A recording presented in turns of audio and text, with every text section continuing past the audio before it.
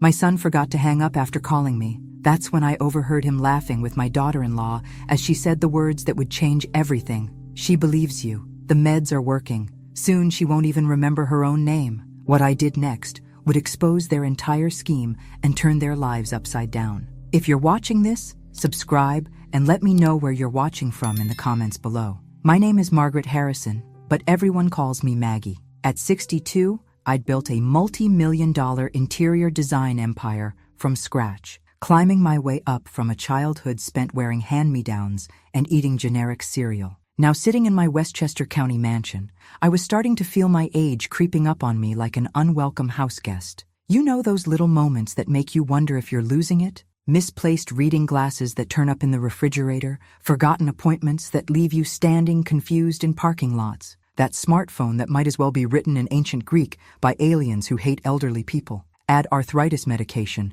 and blood pressure pills to the mix, and suddenly you're that woman fumbling with pill bottles like they're Rubik's Cubes designed by sadists. The worst part? I'd always prided myself on being sharp as a tack. I could remember every client's favorite color scheme, every contractor's phone number, every supplier's delivery schedule. My mind was my most valuable asset. That's when David reappeared in my life, like a bad penny. My son hadn't spoken to me properly in 15 years. Not since the divorce that made the War of the Roses look like a friendly disagreement over dinner plans. He'd chosen his father Robert's side with the enthusiasm of a sports fan, picking a winning team naturally. Nothing says happy family like your own child calling you a selfish witch in a courthouse hallway while reporters scribbled notes. The custody battle had been brutal, even though David was already 18 and legally able to choose where he wanted to live. But choose he did, and it wasn't with me. Robert had poisoned him against me so thoroughly that David blamed me for everything from the divorce to global warming. When Robert died suddenly 10 months ago from a heart attack that surprised everyone, I thought maybe, just maybe, David might reach out.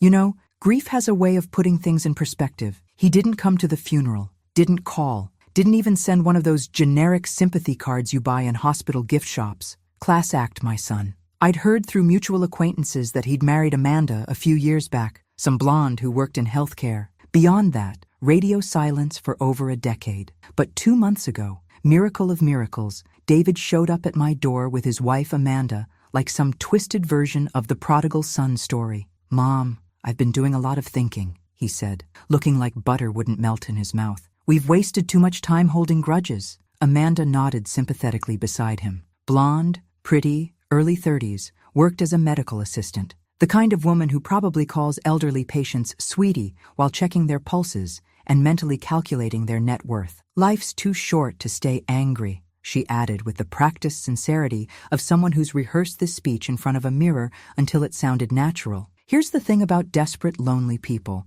We don't ask the smart questions. Questions like, "Why now?" or "What do you want?" or "Where the hell have you been for the past decade and a half?" We just open our arms and hope for the best, like idiots buying lottery tickets with our last $5. I should have slammed that door faster than a tax audit notice. But first, let me tell you about my paranoid old lady insurance policy. Years ago, after my divorce turned my life into a demolition derby, I'd hidden a prepaid phone in my bedroom, one of those cheap flip phones that can't be traced to anything. Call it paranoia or call it preparation, but growing up poor teaches you to always have an escape plan ready. Little did I know how much I'd need it. Amanda wasted no time inserting herself into my daily routine like a splinter you can't quite dig out. "Maggie, I've noticed you seem a bit scattered with your medications," she said one afternoon, eyeing my collection of prescription bottles like a hawk studying field mice. And okay, fair point. I had been mixing up my morning and evening pills occasionally.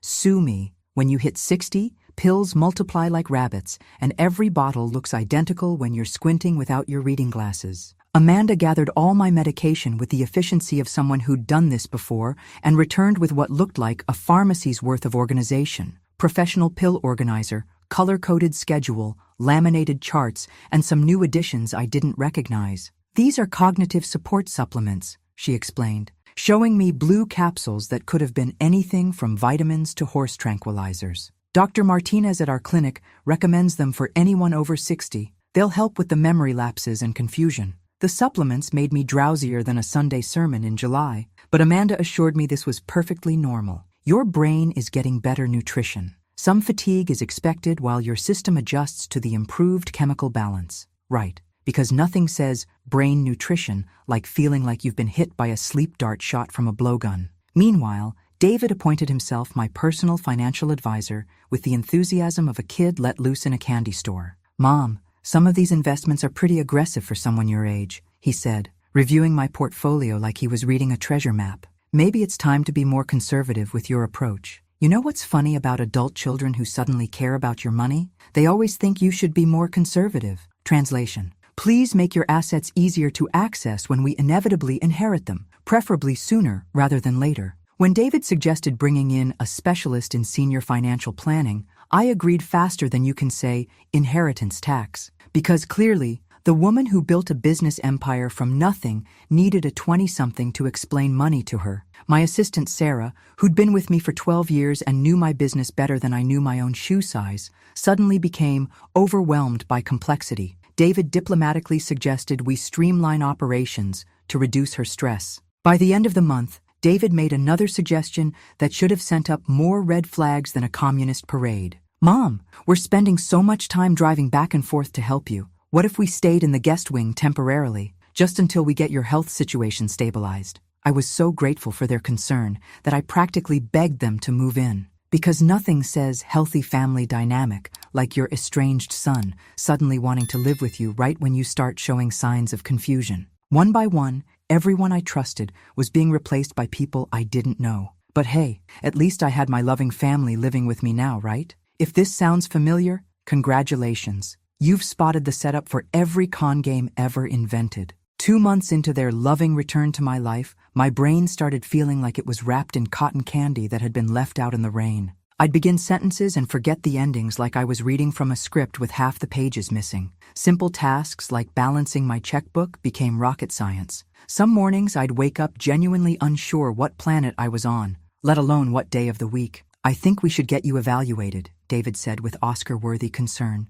his brow furrowed like a method actor preparing for his big scene. "These episodes are getting worse, and we're worried about your safety." Amanda had been keeping detailed notes about my cognitive lapses, and let me tell you, nothing makes you feel more loved than someone documenting your every mental stumble like you're a lab rat in a maze experiment. She arranged an appointment with Dr. Miller, a geriatric specialist who came highly recommended. Apparently, my family physician, Dr. Peterson, was too old-fashioned for modern dementia treatment, because nothing says cutting-edge medicine like replacing a doctor who's known you for 20 years with someone who's never seen you before and doesn't know your medical history from a grocery list. Dr. Miller's examination was thorough, I'll give him that. After reviewing Amanda's detailed notes and putting me through cognitive tests that made me feel like I was failing kindergarten all over again, he delivered the news that every aging person dreads hearing. "Mrs. Harrison, you're showing signs of mild cognitive impairment that could progress to dementia.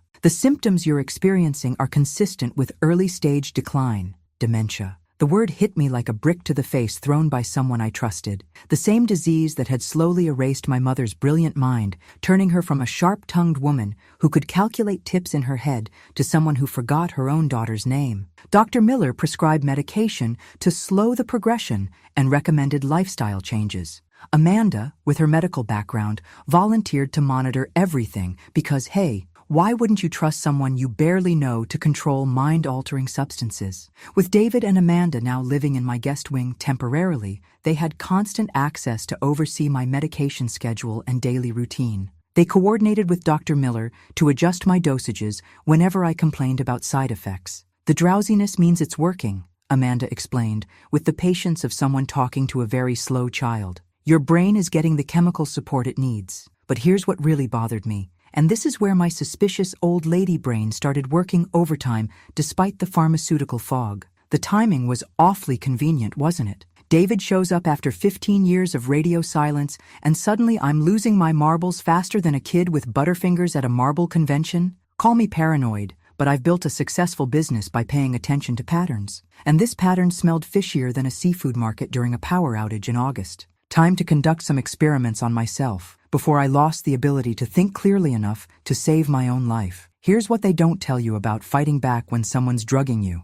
It requires the acting skills of an Oscar winner and the sneakiness of a cat burglar on a midnight heist. I started conducting experiments on myself that would have made Dr. Jekyll proud. Some mornings, I'd pretend to take my pills, but slip them into tissues instead, flushing them down the toilet when no one was looking. Not easy when you're being watched like a prisoner on suicide watch, but desperation makes you creative in ways you never imagined. On the days I skipped doses, the fog lifted just enough for me to think clearly. And let me tell you, clarity is terrifying when you realize you've been played like a violin by your own family, and they're not even good at playing violin. After a week of secretly skipping half my medication, I caught them red-handed in the most devastating way possible. David had called me while he and Amanda were out handling some business errands. It was one of his new checking in on mom routines, the kind of concerned son performance that would have won him an Emmy if stupidity was a category. When our conversation ended, I thought he'd hung up, but apparently my brilliant son had forgotten to actually disconnect the call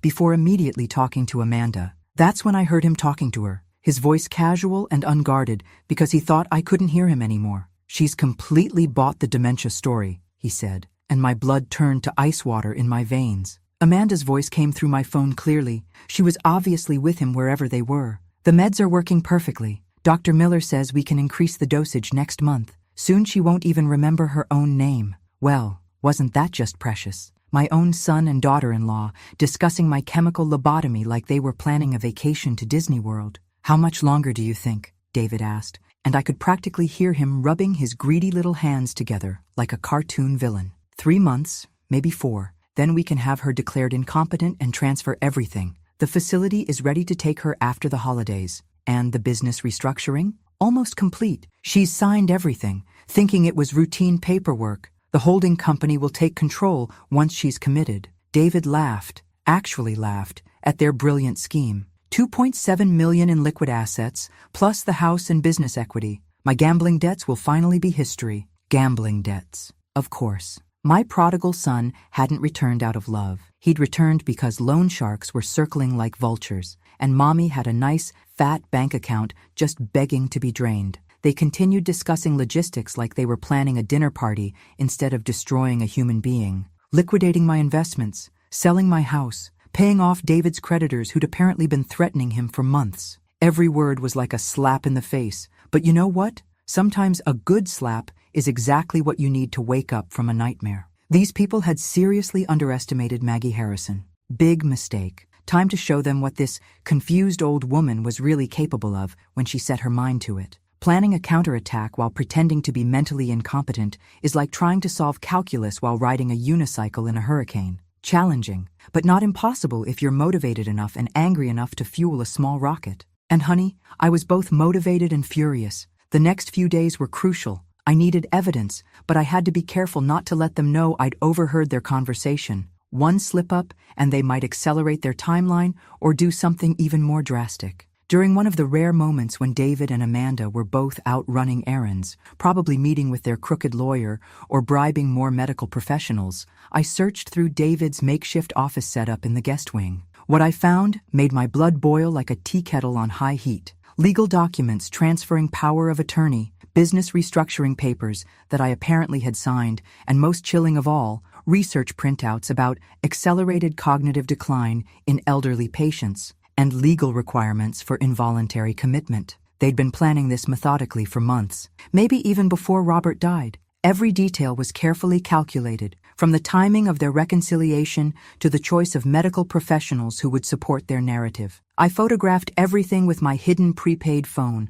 storing the evidence in multiple locations they'd never think to check. Inside old books, taped under furniture drawers, even buried in my jewelry box. But I needed help, and everyone I trusted had been systematically removed from my life like pieces on a chessboard. David and Amanda had replaced my financial advisor with someone more suitable for seniors, my assistant with temporary help that reported to David, even my family doctor with their hand-picked specialist. That's when I remembered my emergency resources, the paranoid preparations I'd made years ago that suddenly seemed less paranoid and more prophetic. Years earlier, during my nuclear divorce from Robert, I'd prepared for future emergencies like a doomsday prepper planning for the apocalypse. Safety deposit box at a different bank under my maiden name, containing cash and contact information for Marcus Chen, the private investigator who'd helped me document Robert's affairs during those dark times. Getting to the bank required a performance worthy of Broadway's finest theater.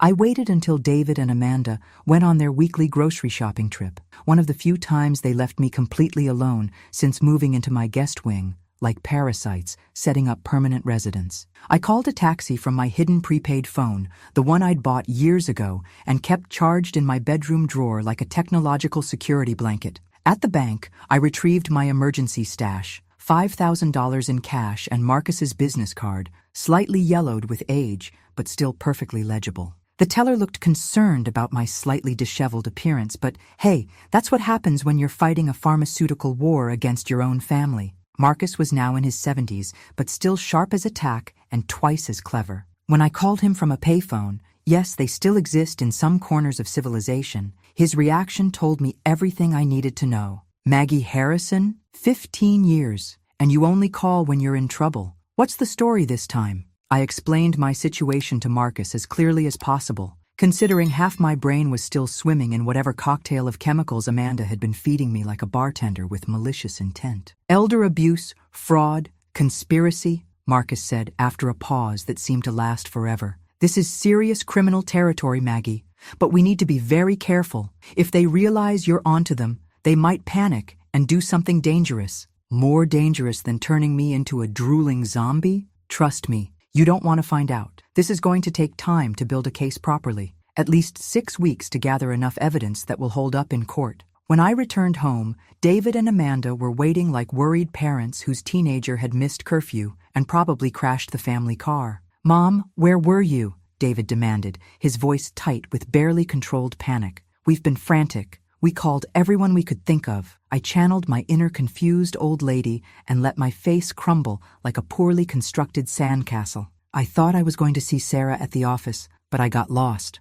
Nothing looked familiar, and I couldn't remember how to get there. The relief on their faces was almost comical, like they'd just learned their lottery ticket was a winner instead of worthless paper. Their helpless victim was still under control, still perfectly manageable. "Oh, sweetie," Amanda cooed with fake sympathy. "You can't go out alone anymore. It's not safe for someone in your condition." That night, they added another pill to my regimen, probably to prevent more dangerous solo adventures. I palmed it like a magician performing for an audience of fools, but the game was getting riskier with each passing day. Over the next month, Marcus worked methodically, building our case piece by piece, like a master craftsman constructing something beautiful and deadly. What he uncovered made my blood run colder than a walk-in freezer. The pills I'd been taking contained mild sedatives and memory-affecting drugs that caused temporary confusion. Not enough to kill me outright, but enough to make me seem mentally impaired to casual observers and medical professionals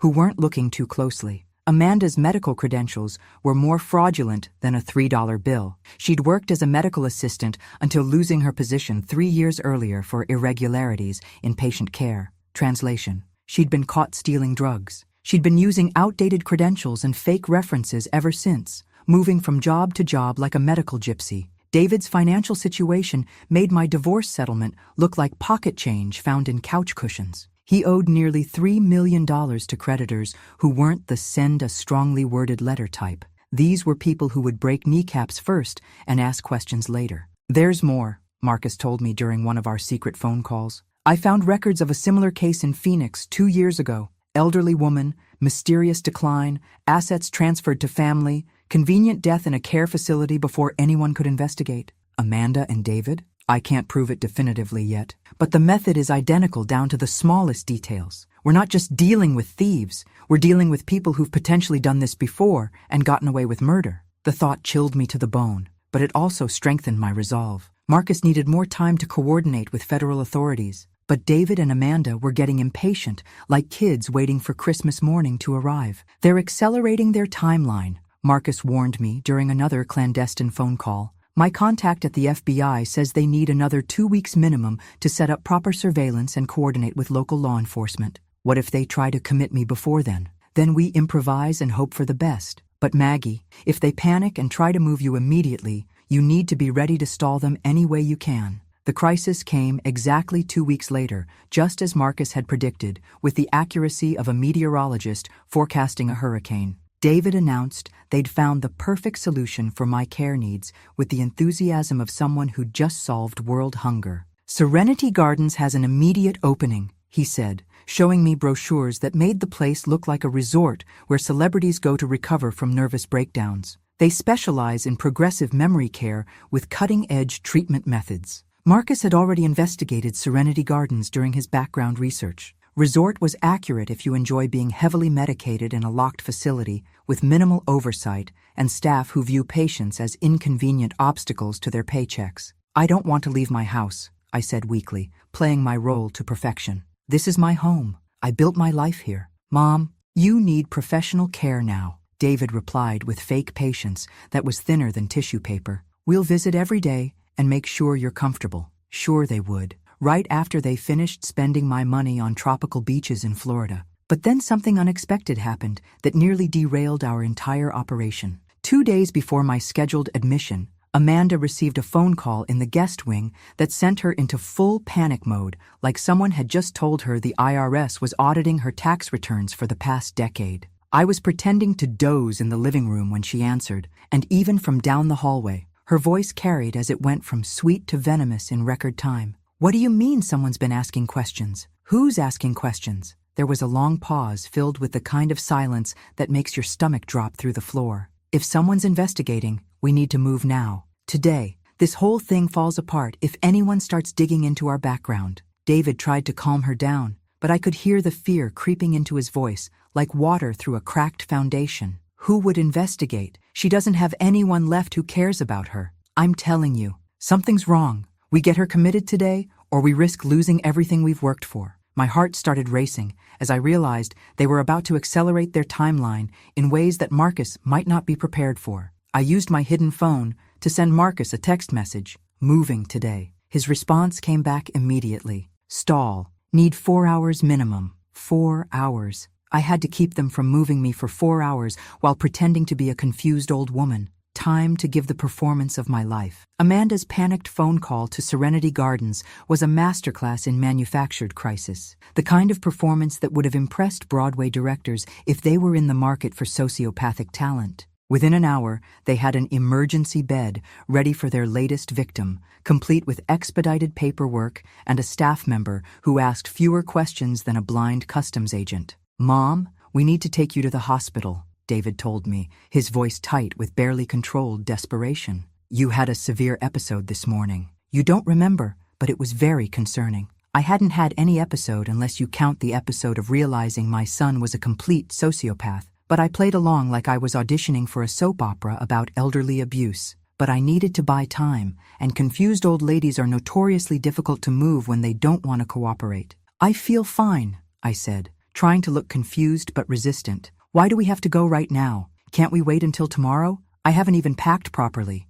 No, Mom, Amanda said sharply, then caught herself and softened her tone like she was adjusting the volume on a radio. The doctors are waiting for us specifically. We can't delay your treatment. I sat down heavily in my favorite chair and refused to move, making myself into the human equivalent of a stubborn mule. I'm scared. I don't understand what's happening. Why can't I see Dr. Peterson first? For 30 precious minutes, I played the confused, frightened old woman who wouldn't cooperate with their urgent timeline. David and Amanda grew increasingly agitated, checking their phones constantly like teenagers waiting for text messages from their crushes. I want to call my lawyer, I announced suddenly, reaching for the phone. Mom, you don't have a lawyer anymore. Remember? David said quickly. We simplified your legal affairs last month. Had they? The fog in my brain made it impossible to remember signing those papers, but apparently I had agreed to a lot of things I couldn't recall. Finally, David lost his patience completely. Mom, we're going. Now, stop being difficult and get in the car. He physically tried to lift me from my chair, but I made myself dead weight like a sack of particularly stubborn potatoes. I want to call Dr. Peterson first. Why can't I see my own doctor who knows my medical history? Dr. Peterson doesn't understand your condition, Amanda snapped, her mask slipping completely to reveal the calculating predator underneath. He's too old to keep up with modern dementia treatment. As they finally managed to get me into David's car through a combination of physical force and emotional manipulation, I caught him on the phone with someone. "The package is proving difficult to move," he said quietly. "Yes, we're still coming. We're just later than planned. She's being more resistant than usual." Package. That's what I'd become to them. A problem to be shipped off and forgotten, like returning a defective appliance to the store. The drive to Serenity Gardens felt like riding to my own execution in a vehicle driven by the people who were supposed to love and protect me. At Serenity Gardens,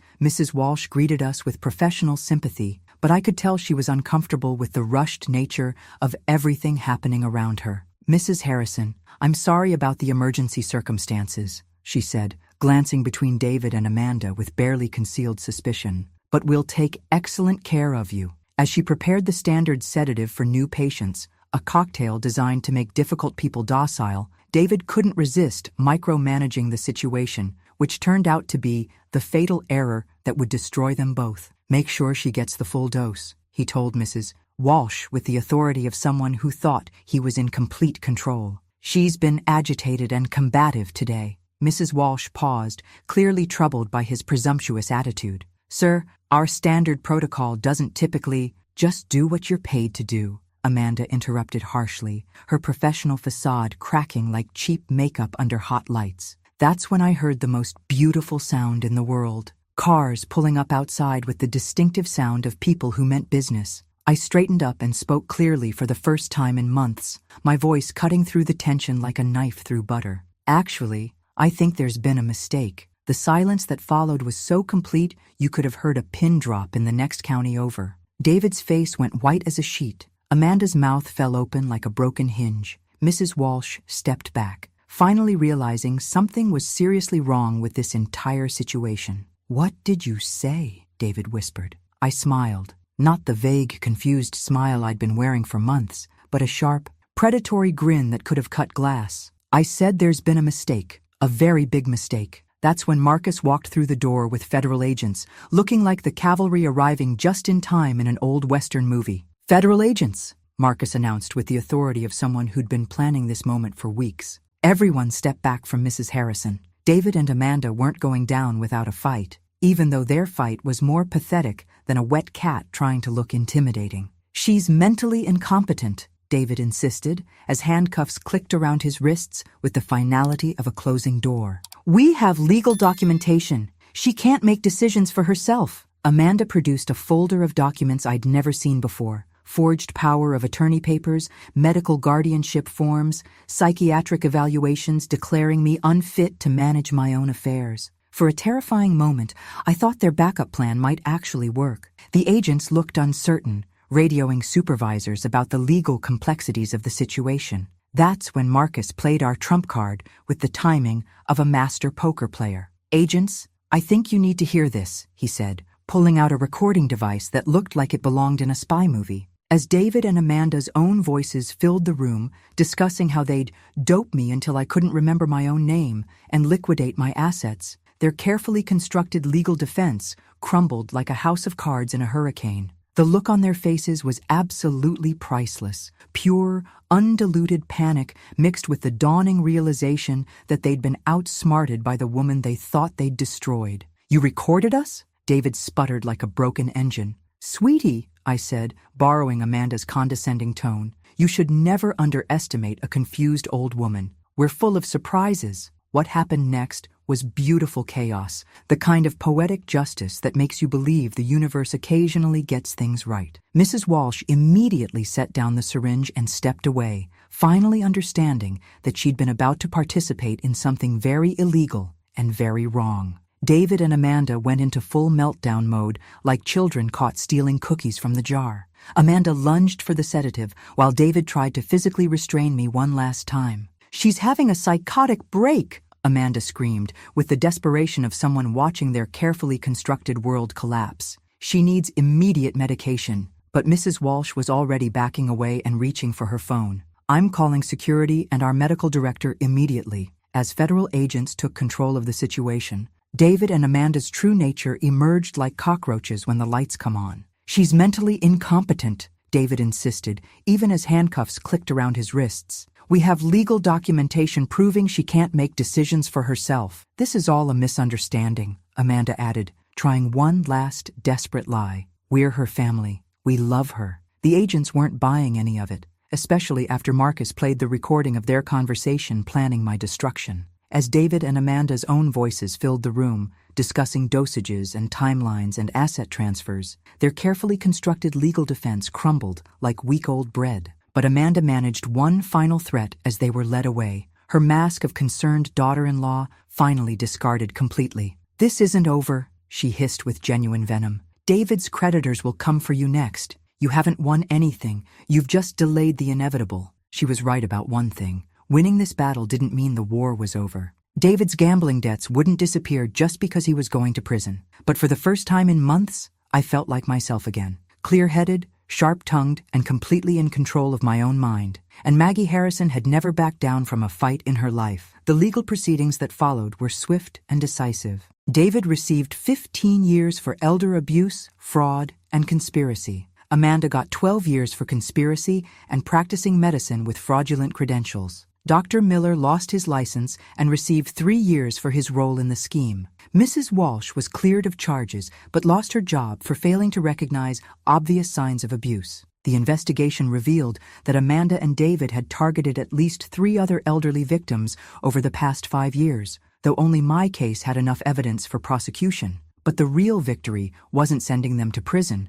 It was what I decided to do with my second chance at life. 3 years later, I'm sitting in the office of the Harrison Protection Foundation, watching Jake Morrison, Marcus's grandson, and now my business partner, coordinate another rescue operation. The foundation operates out of a building I purchased specifically for this work, complete with hotlines, legal resources, and a network of investigators who help families facing situations like mine. This month alone, we've helped an 80-year-old man whose nephew was slowly draining his accounts through forged checks, a widow whose own daughter was preparing to have her declared incompetent so she could sell the family home, and a retired teacher whose loving son-in-law was manipulating her medications. Each case reminds me that what happened to me wasn't personal, it was purely opportunistic. Predators look for vulnerable people with assets, and they don't care if their victims are strangers or family members. The Harrison Protection Foundation has helped 93 families recover stolen assets